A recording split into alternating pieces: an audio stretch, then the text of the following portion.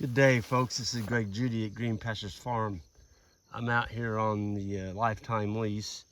This is the first farm that Jan and I leased in 1999, and this was all broomsedge.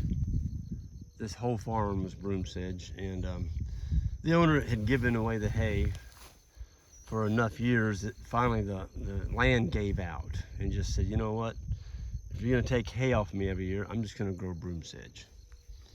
And that's what happened. It all turned to worthless broomsedge. And that was in 1999. This is 2023. So that was several years. Golly, can you believe it? That's almost a quarter century ago. But I remember putting this fence in along the road here, and I brought in, I think there was 30 cow-calf pairs, custom grazed. And these were big cows. And they walked around this whole pasture, and they came back and they looked at me and they just started bawling. And they're like, Greg, we've walked the pasture. We don't see anything in here that looks like it should be eaten. What are we gonna eat? I'm like, sorry girls, you need to get back out there and look again, because that's all there is. And so, you know, we made do with what we had. They did start grazing it. They didn't do very well on it, but they grazed it. And there's a beautiful butterfly on that red clover. Yeah.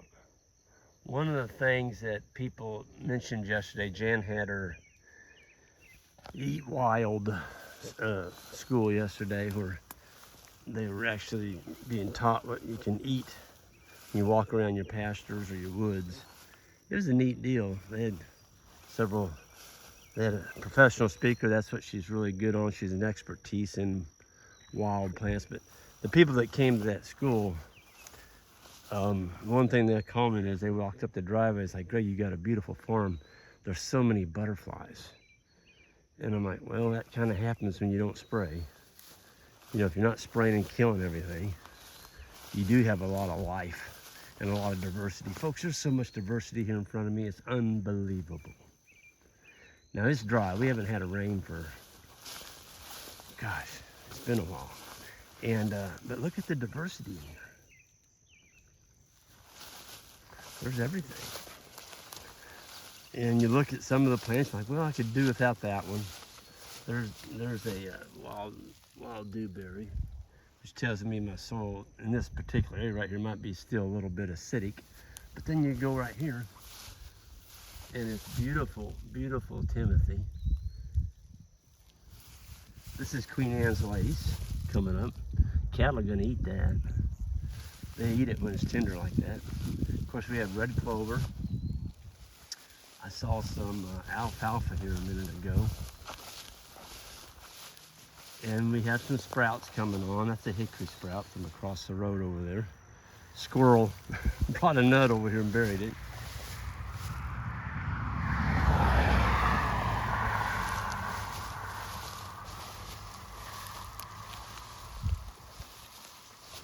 You know, it's been dry. We haven't received the amount of moisture normally, but we have a lot of grass. And that's one thing that I'm excited about. We're in a drought, folks, so we got a lot of grass. There's the hop clover. It's still cranking. I saw some alfalfa here a minute ago. Oh, here it is. Nope. That's the one that you've got. This is your Sericea, Lespedeza. I'm not crazy about that one, but you know, there's just a little bit of it in here. If it doesn't get any thicker than that, I'd be happy. But this one's tender. The cows are gonna nail that. It's gonna get eaten off. And that's the thing I have found about Sericea. If you can keep it grazed down, you know, don't let it get mature, the animals will eat it. But once it gets mature and gets tall, it turns to wood, a woody material. They're not gonna eat that. They're just not gonna eat it. And it just gets thicker and thicker and thicker after that. And we have some white clover. That's the ladino. We do have some ironweed. This is the sheep's The sheep, that's one of their favorite food. Sheep love stripping the leaves off of that. Cattle, not so much. Well, there's a big old Queen Anne's lace. Some people call this wild carrot. If you pull that plant, even rub the fingers on the leaves, and you smell your fingers, it smells like carrot. Yep. I'm walking back here just to see what it looks like, and I want to check our water meter and get a reading. This farm is on pressurized water. There's some alfalfa. Folks, that one is called Alpha Graze, and that was drilled in here in the year 2000. It's still here. You don't see very much of it, but you'll see an occasional plant. But look at this right here. What is going on? It had to be I've never seen this before. Look at that. You can just see the color of it. It's dark green. It's pretty much a stand of Timothy. That had to come out of a bale of hay. Look at that.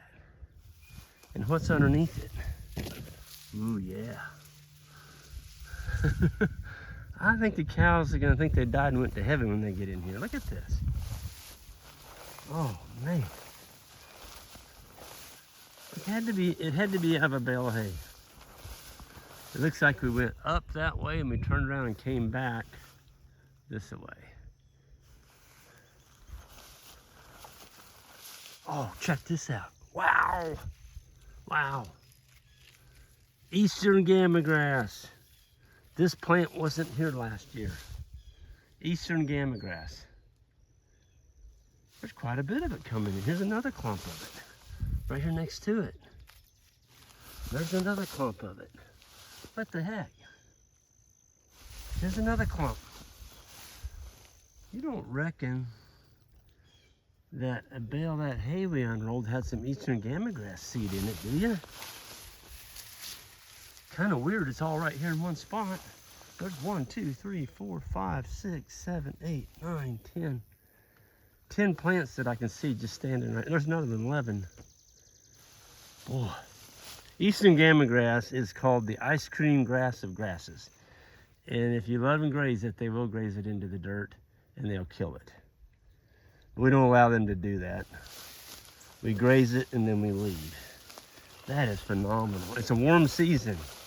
I'll be darned. Here's another clump of it. There's the seed head coming out.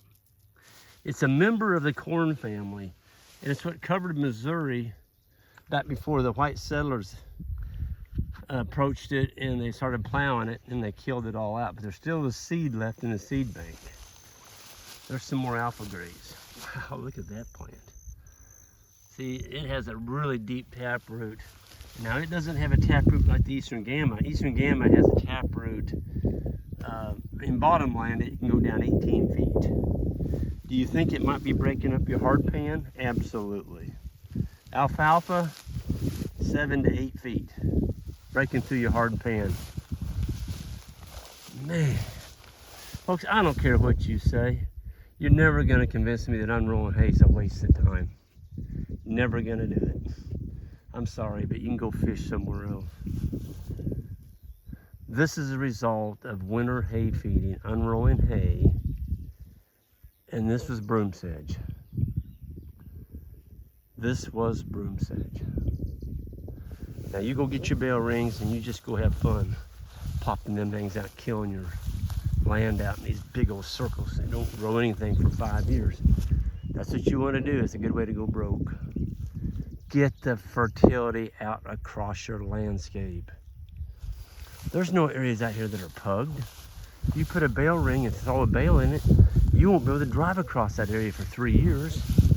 It'll be nothing but a big old mud pit. Now, if you're up where it freezes in the winter and it doesn't thaw, go for it. You might be able to do that. But again, you're not spreading out your fertility. You know, why would you not want to do that? I don't get it. The cow herd's coming this way. This is the cow-calf herd. They've all calved. And they're coming this way. They're on the next farm that Jan and I bought. And they're going to be coming on to the lifetime lease. probably within the next 5 days, 5 to 6 days. I just can't believe this pasture. Wow. In a drought, no rain. I mean, it's dry. It's dry. I'll tell you how spotty it's gotten. We got 1/10 of an inch on Friday morning, and my neighbor, I saw him yesterday, and goes, Greg, wasn't that a good rain we got on Friday? I'm like, well, it was kind of a taste. Well, this neighbor lives a mile from our gate to our house. A mile. And he got 1.5 inches. A mile. Now that's a big difference, I'm sorry. Yeah, a mile. That is nuts. Folks, I'm gonna go ahead and get off of here. Those of you all new to the channel, hit that subscribe button on the way out. And we'll see you all down the road, and hope all goes well with everyone and y'all get more rain than you need. Just pass a little bit of it up here to Rucker. Take care.